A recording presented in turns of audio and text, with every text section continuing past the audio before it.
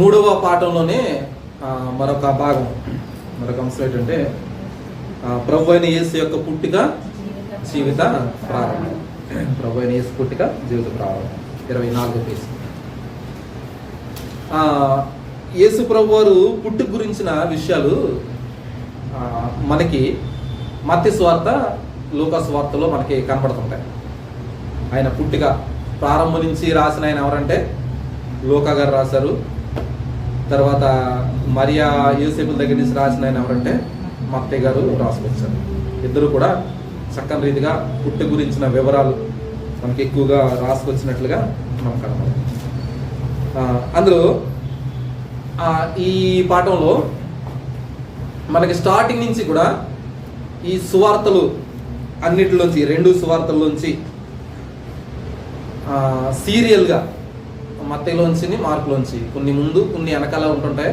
వాటి అలా కాకుండా మొట్టమొదటి నుంచి సీరియల్గా ఏ సంఘటన తర్వాత ఏ సంఘటన జరిగింది అన్న విషయాలు మనకి సైడ్ హెడ్డింగ్లతో రాయడం జరిగింది. ఇక్కడ అది చూద్దాం ఒకసారి. యేసుక్రీస్తు ప్రభువారి యొక్క పుట్టిక ప్రారంభమని చెబుతూ కన్యక గర్భవతి కుమారుడు పుడతాడు, ఇమ్మానుయేలు అని పేరు పెడతారు అన్న విషయాలతో ఇక్కడ మొదలెట్టారు మత్తయి సువార్తలో.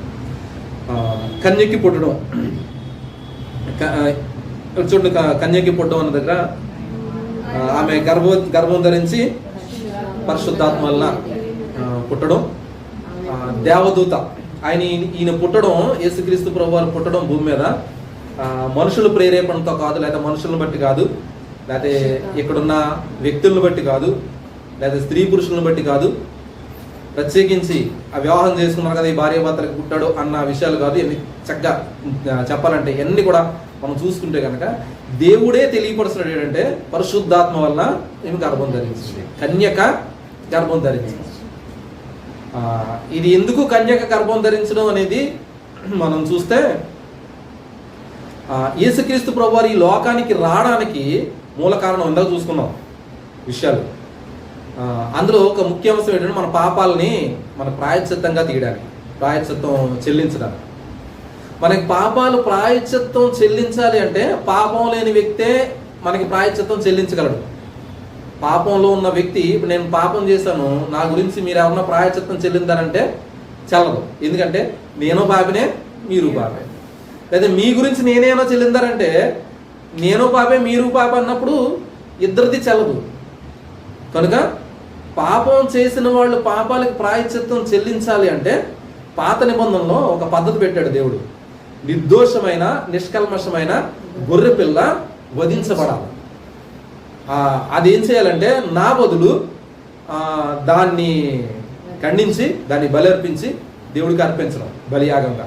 అప్పుడు దాన్ని దేవుడు స్వీకరించి నిర్దోషంగా నిష్కల్మషంగా, నాకు దానికి సంబంధం లేదు, అది ఏ తప్పిదం చేయలేదు, నిర్దోషం నిష్కల్మషం అంటది, ఏ పాపం లేదు, అందుకని ఒక ఏడాది గొర్రె పిల్లని తీసుకోమంటాడు, లేకపోతే ఏడాది మేకపిల్ల.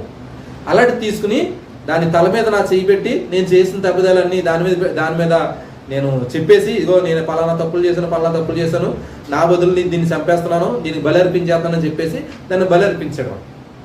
అది పాత నిబంధనలో పెట్టిన ఒక ధర్మశాస్త్ర కట్టడ. అలా చేస్తే మన పాపాలన్నీ కూడా దేవుడు క్షమిస్తాను, దీన్ని ఆధారంగా చేసుకుని చెప్పేసి దేవుడు కట్టడ పెట్టాడు.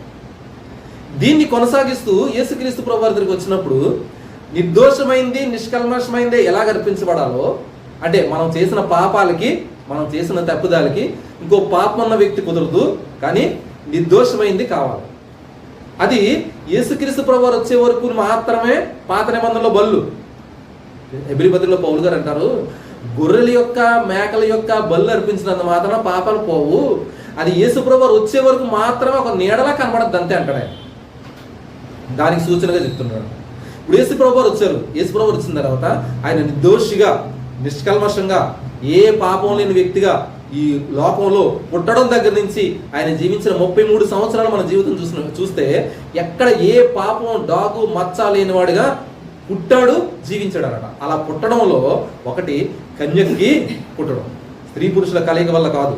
అలా పుట్టడానికి పుడితే మళ్ళీ ఈయన మనుషుల్లో ఉన్న పాప నైజు వీడికి వచ్చే అవకాశం ఉంటుంది. కనుక అలా పుట్టలేదు ఆయన. ఎలా పుట్టాడు?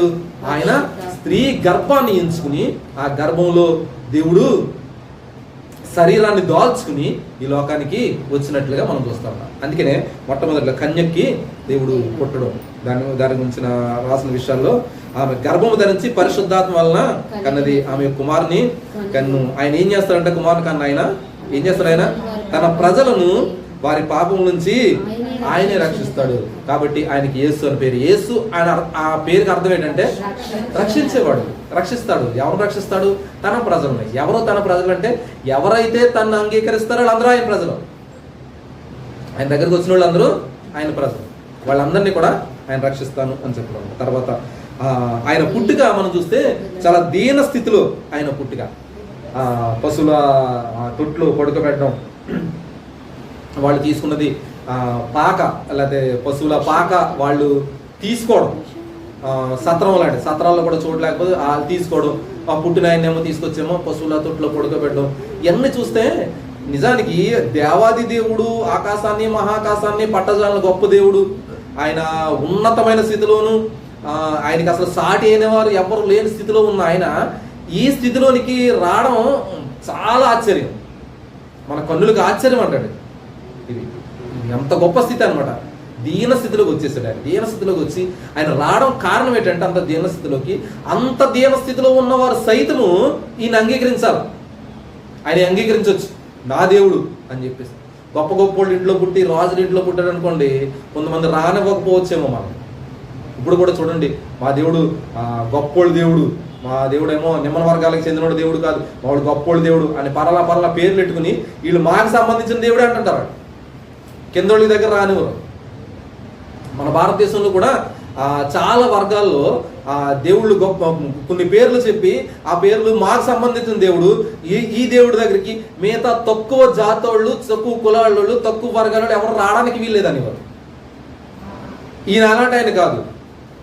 ఈయన మహా గొప్ప దేవుడై ఉండి తను తగ్గించుకుని దీన స్థితిలో పుట్టి ఎలాంటి దీన స్థితిలో ఉన్న వాళ్ళకైనా సరే అందుబాటులో ఉండేటట్లు వచ్చేసాడు అన్నమాట. ఇందులో మనం తెలుసుకుంది ఏంటంటే మనం కూడా ఎవరికైనా అందుబాటులో ఉండాలి. సువార్త ప్రకటించడానికి అవ్వచ్చు, పరిచయం చేయడానికి అవ్వచ్చు. మనం అందుబాటులో లేకుండా ఉండకూడదంట. ఎందుకంటే దేవుడే అందుబాటులోకి వచ్చేసాడు. మనం కూడా అందుబాటులో రావు. తర్వాత గొర్రెల కాపర్లకు ఆయన పుట్టి గురించి, ఆయన గొర్రెల కాపర్లకి తెలియపరచబడింది పుట్టిన వెంటనే అదే రోజు, అదే నైట్ గొర్రెల కాపర్లకి తెలియపరచబడ్డం. ఏ రోజైతే పుట్టాడో ఆ రోజే గొర్రెల కాపర్లు చూసేశారు. ఇది మొట్టమొదట సాక్షులు అనమాట. మరియా యేసేపులతో పాటు అక్కడ పక్కన ఉన్న వాళ్ళతో పాటు మొట్టమొదటి సాక్షులు ఎవరంటే ఈ గొర్రెల కాపర్లు. ఇది సాధారణంగా గొల్లలు అంటుంటారు. గొల్లలు కాదు, అంటే గొల్లలు అంటే మన ఆంధ్ర తెలుగు ప్రాంతాల్లో గొర్రెలు కాసుకునే వాళ్ళు గొల్లలు అంటారు.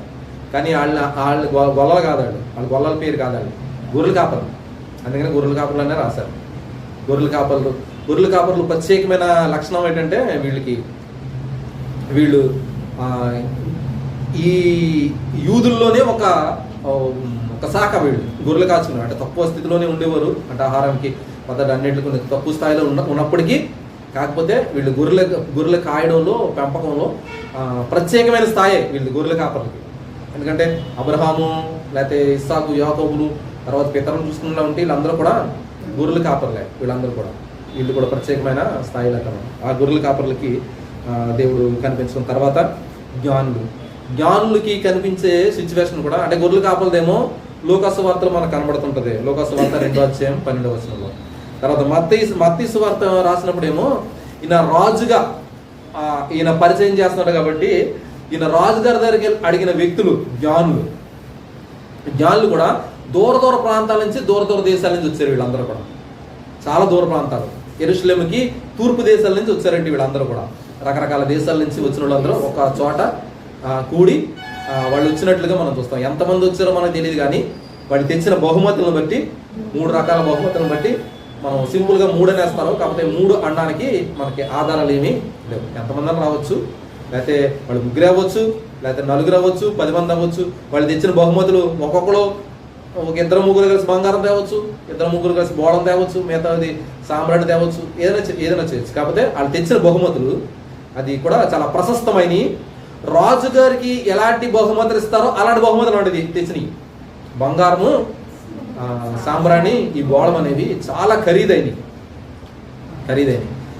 వీటిని ఉపయోగించే వీళ్ళు అక్కడి నుంచి ఐగుప్తు వెళ్ళినప్పుడు వీటిని ఉపయోగించి, ఈ శ్రేష్టమైన ఈ వస్తువులను ఉపయోగించి లేదా వాళ్ళు అమ్మడం ద్వారా వాటి మీద వచ్చిన ఆదాయం ద్వారా వీళ్ళు ప్రయాణం చేశారు అని మన బైబిల్ పండితులు చెప్తున్నారు. ఎందుకంటే ఇది చాలా పేద స్థితిలో వాళ్ళు. ఎవరు? యేసుక్రీస్తు ప్రభు వారు తల్లిగా ఉన్నటువంటి మరియా, యేసేపు గారు కూడా చాలా పేద స్థితిలో ఉన్నవాళ్ళు అన్నమాట. కనుక వీళ్ళకి ఈ ప్రయాణ సౌకర్యాలన్నింటిలో కూడా చక్కని రీతిగా ఈ డబ్బులు ఉపయోగపడ్డాయని చెప్తుంటారు వీళ్ళు జ్ఞానుల గురించిన విషయం. తర్వాత దేవాలయంలో పలకబడిన ప్రవచనాలు, వీళ్ళు పుట్టినప్పుడే ప్రవచనాలు ఏంటంటే వీళ్ళ గురించి ఎదురు చూపులు ఉన్నాయని ముందు చెప్పుకున్నాం కదా. మెస్సయ్య వచ్చేటప్పటికి ఎదురు చూస్తున్నారు, సుమయ్య ఎదురు చూస్తున్నాడు, అన్న ఎదురు చూస్తుంది, చాలా మంది ప్రవక్తలు కూడా ఎదురు చూస్తున్నారు. వీళ్ళందరికీ ఎదురు చూసిన చూపులకి ప్రతిఫలంగానే యేసుక్రీస్తు ప్రభువారు వచ్చారు అన్న విషయాలు. చిన్న బాబులోని చూసినప్పుడే ఆ సుమయ్యను చూసి అంటున్నాడు, నాదా నీ రక్షణనే నీలో చూస్తున్నాను అంటాడు. ఇక్కడ చిన్న బాబు 8వ రోజున తీసుకొచ్చారట దేవాలయానికి. ఆ బాబుని చూసి ఆయన రక్షణ చూసేస్తున్నాడంట ఆయన. ఇది చాలా విచిత్రమైన విషయం. ఎందుకంటే దేవుని ఆత్మ ప్రేరణ చేత అక్కడ జరిగినటువంటి క్రియని ఉన్నట్టుగా రాసేశారు. అక్కడ ఆయన రక్షణ చూసేస్తున్నాడు ఆయన. అంటే ఆయన 33.5 సంవత్సరాల తర్వాత ఏదైతే బలియాగంగా అర్పించబడతాడో ఆ క్రియ అంతా కూడా ఈయన ముందుగానే చూస్తున్నట్లుగా. మరియా హృదయంలోంచి ఆయన మరణం, యేసుప్రభువారి మరణం ఎలా ఉంటుందో, హృదయంలోంచి ఖడ్గం ఎలా దూరిపోతుందో, అంటే ఆయన చనిపోయినప్పుడు యవ్వనస్తుడిగా ఉండి పొరడాలతో కొట్టి సెలువులో చంపేస్తున్నప్పుడు ఎలా ఉంటుంది తల్లి హృదయం అన్న విషయం కూడా సుమయ్య చెప్పినాడు. ఆ విషయాలు మనం చూస్తాం. తర్వాత ఐగుప్తికి వెళ్ళిపోవడం, అక్కడి నుంచి వెళ్ళిపోయి, ఎందుకంటే పిల్లలందరినీ చంపేస్తున్నారు కాబట్టి 2 సంవత్సరాల పిల్లల లోపలని చంపేస్తున్నారని అక్కడికి వెళ్ళిపోవడం. ఈ జ్ఞానులు వచ్చింది, గొర్రెల కాపర్లు వచ్చిందేమో అదే రోజున చూశారు, కానీ జ్ఞానులు మాత్రం వచ్చింది అదే రోజున రాలేదు. ఆయన పుట్టినప్పుడు నక్షత్రం ఆకాశంలో చూశారు వాళ్ళు. అక్కడి నుంచి బయలుదేరి వచ్చారు. ఆ తూర్పు దేశాల నుంచి రావడానికి సుమారుగా ఒకవేళ గుర్రాల మీద వచ్చినా, గాడిదల మీద వచ్చినా, కొద్దిగా స్పీడ్గా వచ్చి వాహనాల మీద వస్తే కనుక 4-5 నెలలు పట్టొచ్చట సుమారుగా. మినిమంలో నడిచి వస్తే కనుక ఇంకా ఎక్కువ పడుతుంది. అది అటు తూర్పు దేశం దూర ప్రాంతాల నుంచి ఒక చోటు చేరడం అన్నమాట. అంటే మన బైబిల్ పండితులు ఏం చెప్తారంటే సుమారుగా 1 నెల నుంచి 2 సంవత్సరాల లోపు పట్టొచ్చు జ్ఞానులు రావడానికి సమయం అంటారు. 1 నెల నుంచి 2 సంవత్సరాల లోపు అంటారు. ఈ 2 సంవత్సరాలు అని ఎందుకంటారంటే ఈ హేరోదు ఉన్నాడు కదా, గనుడైన హేరోదు 2 సంవత్సరాల లోపు వాళ్ళందరినీ చంపేమన్నాడు. అంటే వీళ్ళ దగ్గర పరిష్కారంగా డేట్లు కొనుక్కుని ఈ 2 సంవత్సరాల లోపు వాళ్ళందరినీ చంపేసాం అనుకో, ఇందులో ఒకవేళ ఏసై పుడితే కనుక ఇందులో చనిపోతాడు అన్న విషయాలు అక్కడ మనం తెలుసుకుంటాం అన్నమాట. అందుకనే వీళ్ళు చంపేస్తున్నారని చెప్పేసి వీళ్ళు ఐగుప్తికి అక్కడి నుంచి దేవుని దూత ద్వారా ఐగుప్తికి యేసుప్రభు వారిని మరియా యేసేపు కూడా చక్కని తీసుకెళ్తారు. ఈ మరియా యేసేపు ఇద్దరు కూడా చాలా దేవుని మాట మీద విధేయత చూపించడం, లేకపోతే దేవుని మాటలో దేవుని ఆధారపడడం, దేవుడు ఏది చెప్తే అది చేయడం, ఇది చాలా పర్ఫెక్ట్గా వాళ్ళు పాటించేవారన్నమాట. మరి దగ్గరికి వచ్చినప్పుడేమో దూత దర్శనం చెప్పేసింది. యేసేపు దగ్గరికి వచ్చినప్పుడేమో కళల ద్వారా ఏదైతే చెప్తాడో, ఏదైతే దేవత చెప్పిందో వెంటనే అవన్నీ కూడా చేసేవారు అన్నమాట. నువ్వు ఐగుప్తికి వెళ్ళిపోవాలి అంటే ఐగుప్తికి వెళ్ళిపోవడం అదేం చిన్న విషయమా? ఒక దేశం నుంచి ఇంకో దేశం వెళ్ళిపోవాలి. మీరు ఎంతవరకు నేను చెప్తాను అంతవరకు మీరు అక్కడ ఉండండి అని చెప్తే అప్పటి వరకు ఉండిపోయారు. అప్పటి వరకు వీళ్ళు పోషించడం, దేశం కాని దేశం వాళ్ళకి ఇంకో దేశం వెళ్ళిపోవడం, ఇశ్రాయేల్ దేశం నుంచి ఇంకో దేశం వెళ్ళిపోవడం, ఐగుప్తులోని అక్కడ పోషించడం, ఇవన్నీ చాలా కష్టపడ్డారు. చాలా కష్టపడి యేసుప్రభు వారు ఇక్కడ అంటే చేయవలసిన బాధ్యత అంతా కూడా చక్కని రీతిగా ప్రాణాలు తెగించి మరీ చేశారు యేసేపు మరియలు కూడా. నిజంగా ధన్యజీవులే. మరియా గురించి చెప్పిన విషయాలు అవ్వచ్చు, యేసేపు గురించి చెప్పిన విషయాలు అక్కడ చదువుతున్నప్పుడు వాళ్ళు గుగులు పడుతుంటారు. వాళ్ళు నీతిమంతులుగా ఉన్నాడని యేసేపు, మరియేమో చాలా ధైర్యవంతురాలు.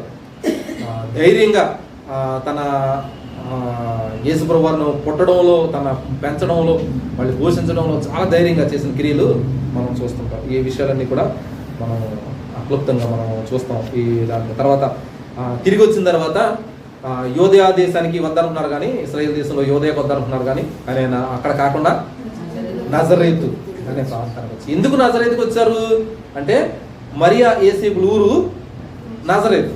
ఇది గల్లియా ప్రాంతంలో, గల్లియా రాష్ట్రంలో ఉన్నటువంటి ఊరు నజరేతు. అందుకనే నజరేతు అనే ఊరికి ఈయన మళ్ళీ తిరిగి అక్కడ రావడం, అక్కడే ఈయన 30 సంవత్సరాల వరకు అక్కడే జీవించడం మనం జరిగిందన్నమాట.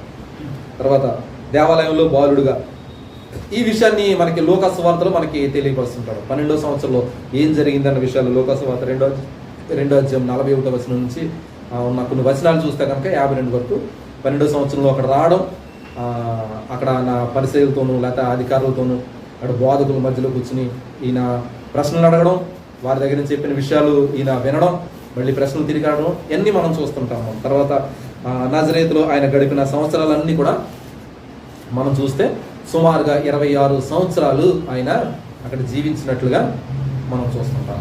నజరేతులో 26 సంవత్సరాలు అంటే వీళ్ళు పుట్టిన దగ్గర నుంచి ఐగుప్తు నుంచి వచ్చే వరకు సుమారుగా 3 నుంచి 4 సంవత్సరాలు నజరేతు వచ్చేటప్పటికి.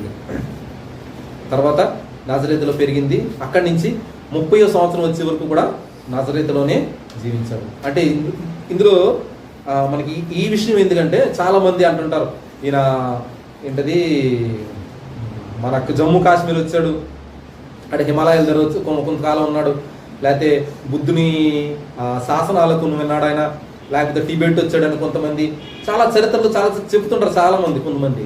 కాకపోతే ఈ ఏమి కాదు అని చెప్పడానికి ఈయన నజరేతులోనే పెరిగాడు అన్న విషయాలు మనకి 12 సంవత్సరాల వరకు అక్కడే ఉన్నాడు.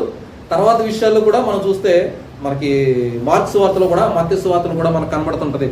ఆయన యేసుక్రీస్తు ప్రభు వారు సహోదరులు కూడా వాళ్ళు చెప్తున్న విషయం ఏంటంటే ఈయన మన దగ్గర పెరిగాడు, మనతోనే పెరిగాడు అన్న విషయాలు 6వ అధ్యాయం మార్క్స్ వార్త 6వ అధ్యాయం 3వ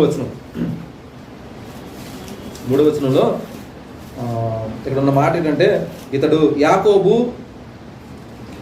యేసే, యూదా, సీమోను అని వారి సహోదరుడు కాడా, ఈయన ఇన్ని అద్భుతాలు చేస్తున్నాడేంటి, ఈయన సహోదరుడు కాదా, ఈయన వడ్లవాడు కాడా, ఈయన సహోదరి మనులందరూ కూడా మనతోనే ఉన్నారు కదా అని చెప్పేసారు. అంటే వీళ్ళు సాక్ష్యం ఏంటంటే అంటే వీళ్ళు కొద్దిగా నెగిటివ్గా చెప్పినటువంటి విషయాలు కూడా రాసేశారు సువార్తికులు. దీన్ని బట్టి మనం తెలుసుకోవాల్సింది ఏంటంటే ఆయన అక్కడే ఉన్నాడు, ఎక్కడికి వెళ్ళలేదు. వీళ్ళు మనతోనే ఉన్నారు కదా, వీళ్ళు అక్కళ్ళు ఇక్కడ మనతో ఉన్నారు, వీళ్ళు చెల్లుళ్ళు మనతో ఉన్నారు, ఈయన మనతో ఉన్నాడు, ఈయన వాటరింగ్ పని చేసేవాడు, ఈయన తల్లిదండ్రులు ఈయన మనకు తెలుసు కదా, ఈయన ఎక్కడ ఉన్నాడు కదా, ఎక్కడికి వెళ్ళలేదు కదా, ఈయన అద్భుతాలు ఎలా చేస్తున్నాడు ఈయన అని వాళ్ళు చెప్తున్నారు అన్నమాట. వీటిని బట్టి మనం తెలుసుకోవాల్సింది ఏంటంటే మనం యేసుక్రీస్తు ప్రభు వారు ఆయన ఇశ్రాయేల్ దేశం దాటి ఎక్కడికి వెళ్ళలేదు, ఇశ్రాయేల్ దేశంలో ఉన్నాడు అని మనం తెలుసుకోవచ్చు. ఈయన పరిచర్య చేసే సమయంలో ఒక్కసారి మాత్రం తూరు సీదోను ప్రాంతం అనేది మాత్రం వెళ్ళాడు. ఇశ్రాయేల్ దేశానికి పై దేశంలో తూరు సీదోను అనే ప్రాంతం వెళ్ళాడు. అది ఒక్క చోటే, దేశం దాటి బయట అడుగెట్టాడంటే. ఇంకొక చోట ఎక్కడంటే చిన్నతనంలో ఉన్నప్పుడు ఐగుప్తులు అడుగెట్టాడు. ఐగుప్తులు చిన్నతనం అన్నప్పుడు అడుగెట్టాడు. తర్వాత ఈయన పరిచర్య చేసేటప్పుడు తూరు సీదోను అనే ప్రాంతంలో ఫినోసియా, ఈ తూరు సీదోను అనే ప్రాంతాలు ఇశ్రాయేల్ దేశానికి పైన ఉంటాయి. ఆ ప్రాంతాల్లో ఆయన ఆ దేశంలో అడుగెట్టాడు.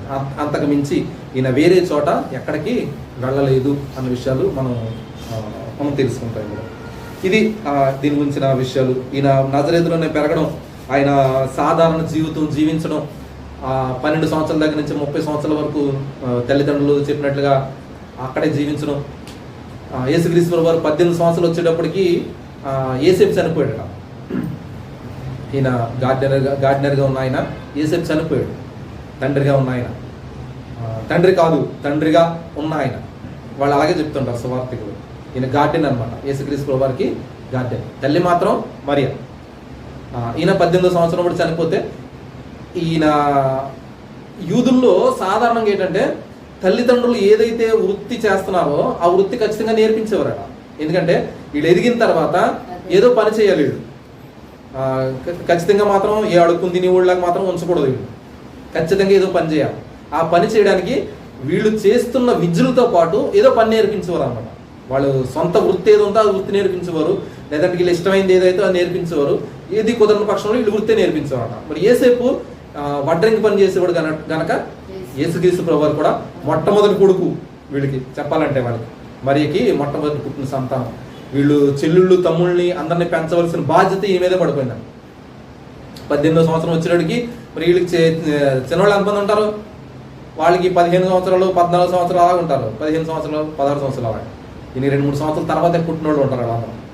కనుక వీళ్ళు బాధ్యత అంతా ఈయనమే పడింది. ఈయనే కష్టపడి ఈ ఫర్నిచర్ తయారు చేయడం, అమ్మడం, దాని మీద వచ్చిన పోషణతో వీళ్ళు పెంచడం. అంటే సాధారణమైన జీవితం మనుషుల్లో మనం ఎలా జీవిస్తాం అలా జీవించి ఆయన భూమి మీద జీవించడం. ఒళ్ళు గొగులు పుడుతుంటుంది ఇలాంటి చదువుతున్నప్పుడు.